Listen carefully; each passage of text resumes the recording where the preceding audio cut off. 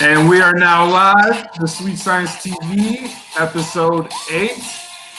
And we are going to be talking about Tyson Fury and his big matchup, his big grand debut in America. So to commemorate, nothing more appropriate than a little James Brown living in America. Destroyer. Robbie has a new T-shirt. Had to, come dressed to impress for this. Dressed to impress. Gotta get it cracking. Get it cracking. Brexit. It should be called the Brexit shirt. Little Brexit T-shirt. That sounded great. How about that intro by my boy Tyson Fury, living in America, really catering to the audience out there in Vegas. Tyson Fury put on a spectacle on the West Coast. First fight on the West Coast. Yeah, he was in Vegas, right? I think he did his touring right. It was bigger than the Wilder fight? I didn't know that. I think this guy Shorts he fought was number 2 on the WBO heavyweight list prior to this fight. Now we know. Correct. Now we know he's correct. A tomato can. Now we know. He's a can with a little bit of heart, they say. Or that's what Tyson Fury said after the fight. But that's neither here nor there. I think what we need to talk about is, first of all, that big ring entrance he did. I was not expecting that. So that was a pleasant surprise. Who had the better one? Do you think Wilder had a better entrance?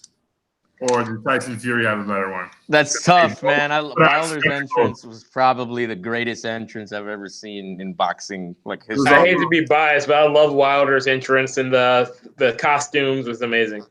And the people, the contortionists, that was like what sealed the deal for me. It was like, whoa, is this a horror film? This is about to be a horror movie. Like that movie Us was live. It was kind of like Us. Jordan Peele. Broadway musical.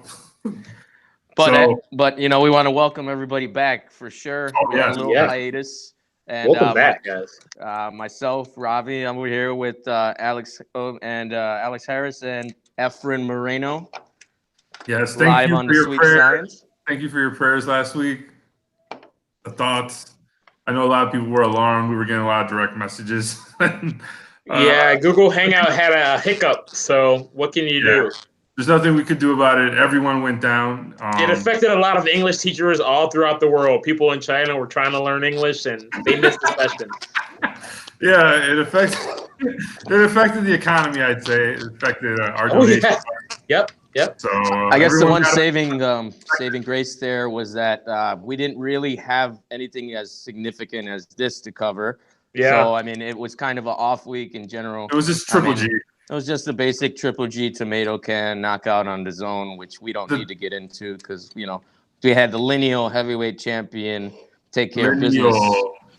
Lineal. What do you guys think of the fight itself? Like his movement, like his performance, his actual ring performance. What were your takeaways? That was entertainment right there. That was just like you just have fun, popcorn, action, summer blockbuster, with a short screenplay, 2 rounds. But man, this guy moved. A guy that big who keeps his hands down throughout the fight. Also, his arms are longer than his knees. So there's that. And his just movement and the way he schooled Schwartz was pretty eye-opening. I know Schwartz isn't on that level, and he's much smaller for a heavyweight fighter. But there aren't too many heavyweights that are 6'9" in stature, and I definitely think Schwartz got taken advantage of. Firstly, I think who is Tom Schwartz? I want to ask that question because he was undefeated. Now he has about the same record as Anthony Joshua, just about. So maybe they should fight next. Maybe they should. I think what happened is that Schwartz got taken advantage of from the outside. Really, that jab was established by Tyson, and he didn't let go of that distance. He just toyed with him a lot. And I thought the angles on the punches, I'm a fan of when guys come around guards. Like this guy had his hands up. Schwartz had his hands up most of the fight, but punches were coming through the gaps. Uppercut was coming on. Everything was getting through. It was getting through, man. And this guy, he was 24-0 with 19 knockouts. but he never fought nobody like this. He never fought a big man like this who's all smiles, all entertainment prior to the fight. But when he fucking walked in that ring, when Fury was walking in that ring, his whole demeanor changed. He was stone faced. Yeah. I think that jab was really really hurting Schwartz. The jab was powerful because his reach is super long, and I think there's a little power behind his jabs because of that length. And he can punch flat-footed really good. For punching flat-footed, not everybody can generate power, so that was impressive. I saw Schwartz. He did land a couple punches, but nothing significant. I think maybe if he was more aggressive, he might have had like some sort of chance, but the jab, I think, really like broke him down mentally. Like just the distance, he kind of gave up and then just went into defensive mode, and he basically gave up on the offense. And then he spent the next those 6 minutes of fighting just with his hands up in front of his face, with punches just coming every which way. That one that cracked him right on the nose. Oh.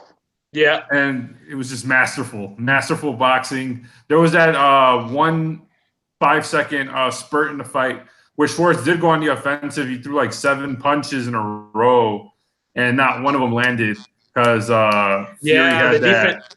That's actually become a meme or a gif now. Just showing the defensive effort of Tyson Fury and him dodging every single one of those attempted punches by Schwartz. And timed perfectly, like he was expecting it. Like he was able to telepath. He just let him roll off his shoulders as he's coming this way. Moving. And then he landed. He moved out the way, and he still landed one in his like rib cage, basically. Yeah, so he still had offensive thinking, even when in a defensive posture. That was good to see. You know, you like to see that in the heavyweight division, and we'll see who he fights next. I'm curious as heck. Everyone was very impressed. Teddy Atlas was impressed. He said, Fury decided to become Balboa in the second Rocky series, and he went southpaw. Either way, it didn't really matter. Setting the table with left jabs or right. Either way, he was eating this appetizer. He definitely made the most of that calamari. He took care of it. You know, he had. What do you eat calamari with, Ravi? What condiments do you like calamari with? Man, I don't know what dipping sauce, whatever they provide. I don't know, man. Whatever they provide. What about you, F? You like any calamari with? I like a little tomato. I like marinara sauce and lemon. But yeah, definitely an appetizer worth eating, delectable. And Tyson Fury definitely had that appetizer. Great call out by Teddy Atlas, one of my favorites in the business, by the way. I mean, at the end of that fight, I thought the referee did an incredible job. The name eludes me, but he's a very famous referee, and he took care of it. And I like to see a referee break it up when you know, okay, this guy's not fighting back. That guy had nothing left. Just for him to allow, because he was unsure of even letting him get up and come back to fight. He thought about jumping in a little bit sooner, but he pulled back because I think he didn't want that stigma of like being that guy that like ended the fight early at the wrong time. So he did give it a chance. And Schwartz had nothing left in the Schwartz had nothing to offer. I mean, he didn't even step forward. Well, he did step forward more than Anthony Joshua. And after watching the fight, I watched the interaction between Tyson Fury and Schwartz in the locker room. And what Tyson Fury said was interesting. He said, "You stepped forward when the referee asked you to step forward, unlike a few fighters a few weeks ago." Obviously alluding to Anthony Joshua not stepping forward when the ref said, "Come to me." And immediately after the fight, I love sportsmanship like that. Like, I don't think we've seen that type of like genuine care, not no bullshit, like genuine care. I can tell these guys are probably friends outside of the ring. Tyson Fury showed him. It's hard to believe, but after they speak two different languages. It's hard to believe. I think he whispered some things in his ear. It was a tremendous. Maybe he took an ESL class. I don't know. Oh, I know Schwartz speaks English. You know, the Germans speak English well, but the way that this guy speaks it, he speaks it like a poet. That's why Americans like him, because we can understand everything he's saying and everything he's not saying. He sounds very intelligent when he speaks. It's like a When poet. my father looks in me eyes, he doesn't say my eyes, me eyes, which I noticed a lot. So I'm noticing the way he speaks English. I like that, man. That's a good. Schwartz cannot speak like that. And I feel like people want to hear Fury talk, man. He did the talk show circuit, and I think he's gonna start wearing an American flag. TikTok. I think he's gonna. Did you see what kind of shorts he was wearing? He was wearing the Union Jack. Those are Patriot pants. Yeah, stars, stripes. That also goes with Britain. So I thought he was more USA with that hat. It's smart. I like the shorts selection. That didn't overlook me. It was some real confused. Is it British or English or American? It's just like that dude is dope as fuck. Wearing the black. We had a black cowl covered head to toe when he's coming through, and then they cut for when he finally gets into the stadium where people could see him. He takes that shit off, and he's in America head to toe, and he's dancing. Absolutely. I didn't watch the intro. I have to watch that. I have to see that. I know it counts, right? It counts as your fighting abilities, but I didn't see that part. He did enjoy that intro tremendously. I'll Living watch in America. Just give me a link, guys. Just comment below. Send the link. We allow links in the comment section. We do allow links. We're link friendly. We take all links. Link back hard. To the ending of the fight after the graciousness of Fury in regards to Schwartz. I thought there was another moment in this that I've never seen in a boxing match. And what was that? Tyson Fury grabs the microphone and breaks out into Aerosmith singing to his wife, and he can actually sing really, really good. That's something I've never seen. This guy's sweating. He just fought a heavyweight championship fight, and he sings to his wife, and she's in tears. It was masterful entertainment. You couldn't script that. It's not. That's he gave you a little comedy. He gave you a little romance. He gave you a little action. Some Disney movie shit right there. It makes you wonder why he didn't do that after the draw with Wilder. Why didn't he with as much energy? But I don't know. No clue why. I think his brain was still coming back together. No idea why. He had just got knocked down. Speaking of Wilder.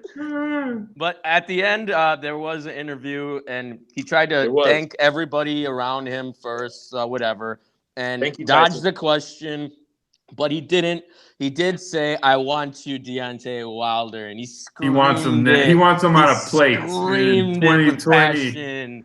So that's going to be a huge payday. So why wouldn't the reason why he did all this touring and it's been effective, it's all part of the game. Now that fight is going to be just a mega fight.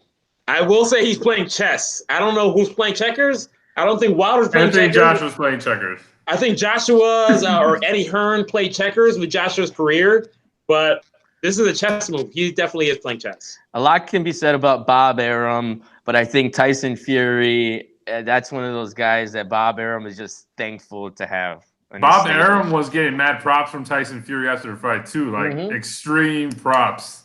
Yep. So that was kind of interesting to hear. A lot of people like to throw shade on Bob Arum, but I mean, champ is Fury had nothing but love. None but love. So that's probably what De La Hoya wishes he had from Canelo, but Canelo doesn't shout him out ever. So Canelo makes a lot of money, man. You get Canelo, if he gains some weight, maybe he'll fight Ruiz. You know, never know. Hey. One day. I think Tyson Fury needs to fight Joshua next. Just to put him down. Yeah. I don't know why that's not being pushed. Just end it. End it. Put him away. Just put him away. Put him away. He's done. If he beats the shit out of Joshua, he should retire. I would love to watch it too. Battle of Britain. I would love that. Would be a great fight. And if I lived in London and if I ate chips every day, if I were a chip eater and I lived in London, then I probably wouldn't want that fight to happen because those are the two biggest British heavyweights out there, except for Dillian White. I don't know why Dillian White hasn't been fighting Tyson Fury. I don't know why, but it's time to do some heavy lifting. I think Dillian White's been blackballed for talking too much shit about Joshua. Yeah, he has. There's a lot of Joshua protectors, by the way, which there's a lot of There's It a was a lot clone of in the people just protecting him. I mean, I'm getting attacked on Twitter. I'm fighting the good fight, on Twitter, just trying to put these dudes, it's always Manchester, England. It's like, dude, we watch all fighters. We give props to all fighters, and we can No rip offense to them. our brothers and sisters in England, we love you guys. We're just trying to say, get rid of the bias. This man ain't feeding you. He ain't feeding your family. Watch the fight feeding him. Watch the fight and just try to be unbiased, man. You can't after a guy looks like that. Look at my shirt. Look at my fucking shirt.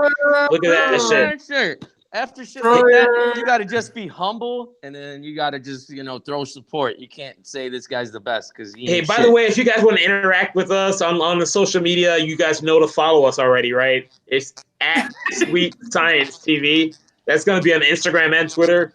Riley will answer your questions directly. So absolutely, we'll do our best to stay communicated with the fans. And, Me too. And it's all of us put together, and it's nice to be back. Nice to be back, and it was great to have all that outreach from all the fans, all the concerns and prayers. It's nice. It's nice that people cared and wanted to know what's the deal. We wanted to see the Sweet Science TV. Guys, all the direct messages. Keep the direct messages coming through. We ran through all of them, so definitely keep that up. Yeah, we really appreciate the fans. I mean, and we got to cover this dope fight this weekend, and I'm looking forward to all the media that comes with this and see what happens next. I know there's 2 openings in Tyson Fury has 2 openings, he was saying in that post interview. So I don't know who his mandatory is, but he's got a bigger fighter than Schwartz to fight. I hope a better fighter. I mean, I wouldn't mind him saying put Andy Ruiz down, or that would be a good fight. You can see that. Andy Ruiz is going to fight. No, we can't. That's going to happen in November. We're in June. November, Anthony Joshua, remember? Oh, the rematch, yeah. After that rematch. I don't know. It's not official yet, but guys, keep that in mind. We broke news a couple weeks ago, but not yet. Maybe not completely. I just want to retire. Maybe Joshua wants to fight a bum. I think he wants to fight a bum first. Maybe he should fight Tom Schwartz. You should fight Tom Schwartz. That's what I just said. I said that in the comment section the other day. Yeah. Yeah. Point. Yeah. He should fight that dude. That's some money. That's money for Schwartz and his family. Get some of that German money, and then he'll get some. Maybe citizenship. Money. You should fight at the Bayern Munich Stadium. A little Brexit. Yeah. Why not? A World War II reenactment by Joshua and Schwartz. Oh, getting a little political, spicy. And also, on a side note segue that has nothing to do with this, there's also a political movement to rename Fire Ants the Spicy Boys. So if you guys have a petition, the Spicy Boys. Okay. So Spicy Boys for the Fire Ants out there in the world. So please rename them. Shout out to the Raptors. Okay, shout out to the Raptors. Absolutely. Yeah, it's a nice win. They beat my boys. Spicy Boys. Spicy P. So I think who's Wilder going to fight next? Does he have anything lined up? Or he's got Luis Ortiz. Yeah. Luis Ortiz. Cubano, Mr. Cubano. Because he said he had the fight all sewed up with Tyson Fury, but I guess that's not true. No, I his think next fight is going to be a rematch with the Cuban. Right. And when did Ortiz get knocked out the last time they fought? Was that the 9th round? Maybe 8th? I think it was the 9th. Yeah, I don't know. I think he'll go down in like the 5th this time, but we'll see. That's in the future. He almost put Wilder down as well. He did hurt Wilder. He hurt like him bad. Yeah. But he was able to stand his ground and just keep moving forward. Let's just say Ortiz's head movement is not Tyson Fury's, so that's a stationary target right there. Yeah, he's more stationary. Tyson Fury's everyone problems. I think Ruiz has no chance against Tyson Fury. It wouldn't even be fair. It would not be fair. This guy's 6'9". It's not. No, man. He would have to run in there and like sumo wrestle him or something. Hey, man. He said this before, so I'm not going to go against the Yank yet. It's hard to go against Ruiz considering he has those 3 belts that he snatched away from Joshua. Yeah. We'll see what happens in the contractual conversations. But yeah, I think we got everything covered. What do you think, guys? I think today was a good, concise episode. I think we touched on all the major points from this weekend. And I'm just looking forward to hearing about what's to come with all these fights and contracts. Hopefully this fight will stir up a lot of negotiation talk between all the fighters, and especially in the heavyweight division. So we'll Everybody see what loves happens. I know we talk a lot of heavyweight, but this Thursday, ESPN, they've got Thursday night fights. There's a buddy fighting in buddy of mine, Daquan Mays, in Las Vegas, Nevada. He's fighting some guy, so let's shout him out. He's definitely working hard. Nice. Thursday night, but we'll be back on a week from today. Is he going to wear the Sweet Science patch on his shorts or not? It's going to have our Twitter and Instagram hashtag, which is Sweet Science TV. Got it. All right. All right. Robbie, And, any final words? Any additional thoughts? Man, I was really blown away. Heavyweight division's back. When you got regular people who don't watch boxing all the time talk about that knockout and just that whole experience, I think boxing's on the rise, and we're here at the right time to bring it to you guys on the Sweet Science TV. Shout out to Pooley Sports Bar and Event Center right here, having almost done with this beer, so after the show I'm gonna grab another one. And yeah, man, we're happy to have you guys be a part of this show, and it's been a good ride. Yeah, I agree. Again, thanks to all the fans. Thank We have a you. few more subscribers. We'd like to give a special shout out to our loyal fans since episode 1, which mainly includes Estuardo. So big shout out to him for that. Saludo, tío. And I mean, that's pretty much it from my end. So I mean, anytime a fighter sings at the end of a fight, I mean, you saw something. I think we all saw something special Saturday night. Yeah. Forever. And Tyson Fury sang the shit out of that song. So y'all gotta check that He out. killed it. Too. He killed it. Almost as good as Aerosmith, but not quite.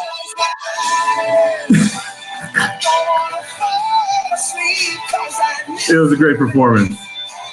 It was a great performance. Thanks, guys, for tuning in. Thanks for subscribing. Thanks for sharing. Thanks for your comments and messages. Thanks for your thoughts and prayers. We'll be back next week, and it's going to be another amazing episode. So just stay tuned, guys. Sweet Science TV, Instagram, Twitter. This is jazz. There it is.